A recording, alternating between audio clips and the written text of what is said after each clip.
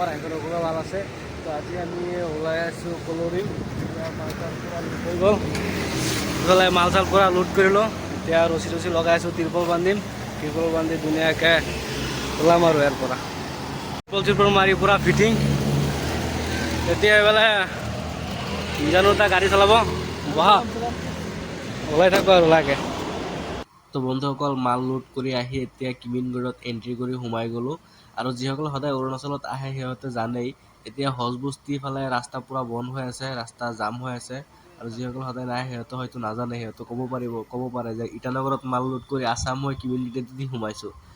মানে এতিয়া হজবস্তিত পূৰা ৰাস্তা বন্ধ হৈ আছে, সেইটো কাৰণে এইফালে সোমাইছোঁ। আমি আহি ফাইনেলি পাই গ'লোঁ পুটিন চেণ্টাৰ। তো এইটো হ'ল পুটিন চেণ্টাৰ, আৰু ইয়াৰ পৰা এতিয়া আমি চিধা গৈ থাকিম কলৰিঙৰ ফালে। তো আমি এতিয়ালৈকে ফাইনেল হোৱা নাই মালটো কোন আনলোড হ'ব। আমাক চিৰিফ ইমানটোৱে কোৱা হৈছে যে কলৰিং বয় ফোন কৰিব গ'লে। তো আমি এতিয়া কলৰিং যাম, কলৰিং বয় ফোন কৰিম, তেতিয়াহে গম পাম মালটো কোন আনলোড হ'ব।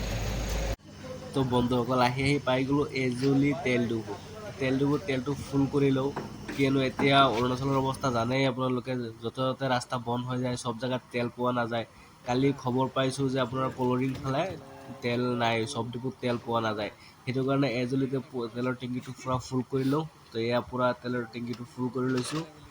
এতিয়া ফুল কৰি লাহেকৈ ওলাই থাকিম আৰু। তো বন্ধুসকল, আহি পাই গ'লোঁ জোৰাম, আৰু এইফালে সোমাই দিলোঁ। আৰু ইয়ালৈকে পাওঁতে পূৰা ৰাতিয়ে হৈ গ'ল। তো এতিয়া গৈ পালিং পাম আৰু। এতিয়া আমি পাইছোঁ পালিং, আৰু এতিয়া টাইম হৈছে 11টা। আৰু ইয়াতে গাড়ীটো অলপ ৰেষ্ট দিছোঁ। এইফালে আমি জান্দা আছে, এনেই ক'লা মানুহ আৰু ক'লাত চলিছে দেখাই নাযায়। এতিয়া অলপ দেখা গৈছে।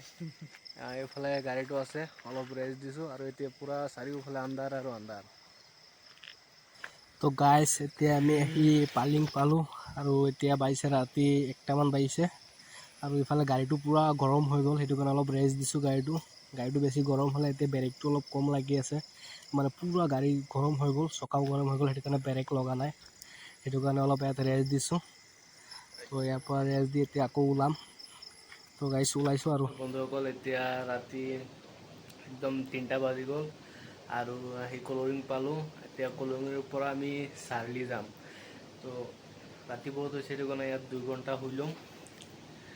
2 ঘণ্টা শুই পিনি তাৰপিছত ৰাতিপুৱা 6টা বজাত আকৌ ওলাম। ইয়াৰ পৰা চাৰ্লি আৰু 50 কিলোমিটাৰমান হ'ব।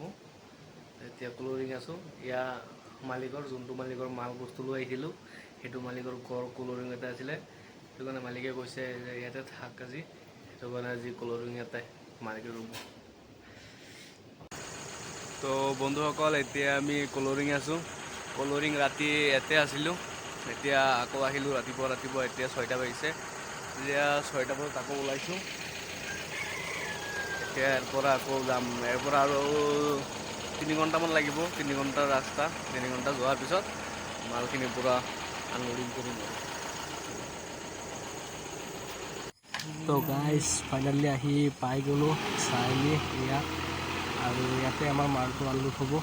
আনলোড হোৱাৰ পিছত লাহেকৈ আকৌ ঘৰলৈ ওলাম আৰু। ফাইনেলি আহি পাই গ'লোঁ কলৰিং পাৰ 50 কিলোমিটাৰ।